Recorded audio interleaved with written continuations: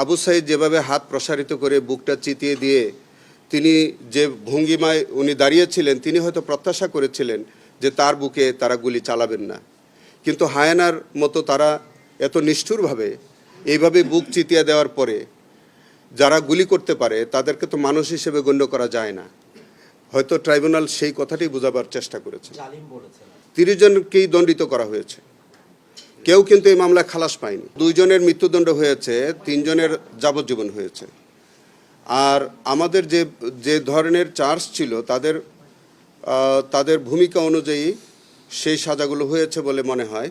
তবে তারপরেও আমরা পূর্ণাঙ্গ জাজমেন্ট পাওয়ার পরে সেটা পর্যালোচনা করে যদি আমাদের কাছে মনে হয় যে যেসব চার্জ থেকে তাদেরকে অব্যাহতি দেওয়া হয়েছে সেইগুলোর বিরুদ্ধে আমরা আপিল করার সুযোগ থাকলে সেগুলো পূর্ণাঙ্গ রায়ের কপি পাওয়া সাপেক্ষে আমরা সেটা সিদ্ধান্ত নিব।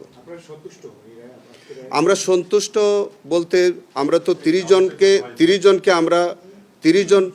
জনকে আমরা আসামি করেছিলাম, 30 জনকেই দণ্ডিত করা হয়েছে, কেউ কিন্তু এই মামলায় খালাস পায়নি। আগামীর অগ্রগতির ভিত্তি Anwar Ispat, strongest steel since 1978।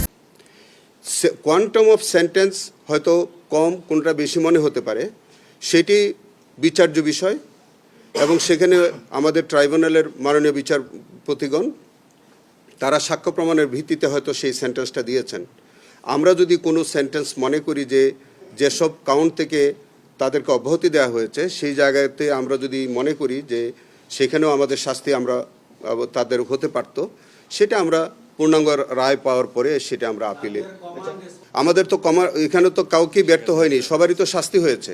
আমি তো আপনাকে আগে বললাম যে এখানে সুপিরিয়র কমন রেসপন্সিবিলিটির জায়গা থেকে আগেই আমাদের তৎকালীন প্রধানমন্ত্রী শেখ হাসিনা, স্বরাষ্ট্রমন্ত্রী আসাদুজ্জামান কামাল, পুলিশের আইজিপি তাদের কিন্তু আরেকটি মামলায় শাস্তি হয়েছে।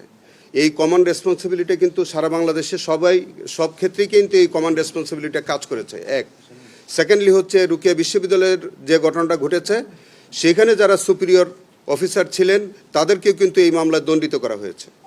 অতএব আমরা কোনো চার্জই আমরা প্রমাণে ব্যর্থ হয়েছি বলে মনে করি না। তবে কিছু কিছু চার্জ থেকে তাদেরকে অব্যাহতি দেওয়া হয়েছে। আমাদের হয়তো 3টা বা 4টা চার্জ ছিল, সেখান থেকে হয়তো বা যেটাকে আমরা কাউন্ট বলছি যে 3টা বা 4টা কাউন্ট থেকে হয়তো একটাই শাস্তি দেওয়া হয়েছে, অন্যগুলো থেকে অব্যাহতি দিয়েছে। সেই জায়গাগুলো আমরা পূর্ণাঙ্গ জাজমেন্ট পাওয়ার পরে আমরা সিদ্ধান্ত নিব আমরা আপিল করব বা কিভাবে কি প্রসিড। দেখেন, মামলার আসামি বেশি হয়েছে কম হয়েছে বিষয়টা এরকম না। যাদেরকে অপরাধের সাথে সম্পৃক্ত পাওয়া যাবে তাদেরকে আমাদেরকে বিচারের আওতায় আনতে হবে। এবং আমরা যে 30 জনকে এনেছি 30 জনকেই তো দোষী সাব্যস্ত করা হয়েছে। কোয়ান্টাম অফ সেন্টেন্স কম বেশি হতে পারে, বাট প্রত্যেক ব্যক্তি আমরা যাদেরকে সেন্ট আপ করেছি, যাদের বিরুদ্ধে আমরা ফর্মাল চার্জ এনেছি, প্রত্যেক আসামি কিন্তু দোষী সাব্যস্ত হয়েছে। অতএব আসামি বেশি হওয়ার কারণে মামলার হালকা হয়ে গেছে বিষয়টা এরকম না। আমরা যাদেরকে এনেছি প্রত্যেকে দোষী সাব্যস্ত হয়েছেন। আচ্ছা, এইটা শহীদ পরিবারের পক্ষ থেকে এই প্রত্যাশাটা খুব স্বাভাবিক, কিন্তু বিষয়টা হচ্ছে এটা তো বিচারের একটা প্রক্রিয়া, সেটা ওনারা মামলার বিচারের বিষয়টা হয়তো ওইভাবে ওয়াকিবহাল না। তা আমরা যেহেতু বিচারের সাথে আমরা কাজ করছি, আমরা তো বললাম যে আমরা রায়ের কপিটা আমরা দেখি, সেখানে যদি আমরা প্রত্যাশা করি যে না আরও বেশি শাস্তি হওয়া উচিত ছিল, তাহলে তো আমাদের সুযোগ আছে, আমরা আপিল করার সুযোগ আছে এবং সেখানে আমরা সেন্টেন্স এনহ্যান্সমেন্ট করার জন্য আমরা আপিল করতে পারবো। এইখানে এইটা আমাকে দেখে বলতে হবে, কারণ আমি আপনাকে আগেই বলেছি যে এই কেসটার বিচার কার্যক্রম বা তদন্ত কার্যক্রমে আমার অংশগ্রহণ ছিল না, আমি পরবর্তীকালে এসেছি। তো সেক্ষেত্রে আমি আসলে জাজমেন্টে আমি দেখি, সাক্ষীগুলো আমি পর্যালোচনা করে দেখি, যদি মনে হয় যে আমার তো মনে হয় যে আমরা প্রমাণ করতে বোধহয় সক্ষম হয়েছি। এখন সেন্টেন্স দেওয়ার ক্ষেত্রে যেটা কম বেশি হয়েছে আমাদের কাছে মনে হতে পারে, যেটা কম হয়েছে বেশি হয়েছে, সেটা আমাদের এভিডেন্সের কতটুকু এভিডেন্স আমরা দিতে পেরেছিলাম সেটা দেখা সাপেক্ষে আমি মন্তব্য করতে পারবো। তো আমি জাজমেন্টটা পাওয়ার পরে এই বিষয়টা আমি সিদ্ধান্ত নিব। না, ওই যে বললেন যে আমাদের তো সাবেক প্রধানমন্ত্রী শেখ হাসিনার তো মৃত্যুদণ্ড হয়েছে, আসাদুজ্জামান কামাল সাহেবের তো মৃত্যুদণ্ড হয়েছে, সেখানে চৌধুরী আবদুল্লাহ আল মামুন উনি অ্যাপ্রুভার হওয়ার কারণে তাকে 5 ইয়ার্স দেওয়া হয়েছে।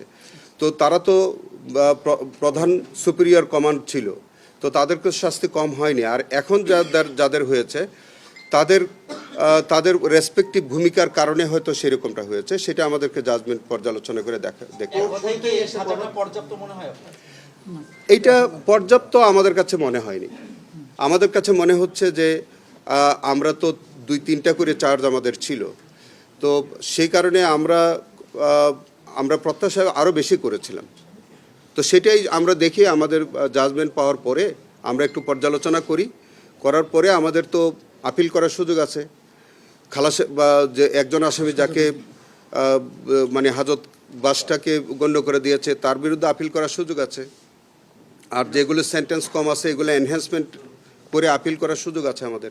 এটা তো সঠিক, কারণ হচ্ছে যে আবু সাঈদ যেভাবে হাত প্রসারিত করে বুকটা চিতিয়ে দিয়ে তিনি যে ভঙ্গিমায় উনি দাঁড়িয়েছিলেন, তিনি হয়তো প্রত্যাশা করেছিলেন যে তার বুকে তারা গুলি চালাবেন না, কিন্তু হায়ানার মতো তারা এত নিষ্ঠুরভাবে এইভাবে বুক চিতিয়ে দেওয়ার পরে যারা গুলি করতে পারে তাদেরকে তো মানুষ হিসেবে গণ্য করা যায় না।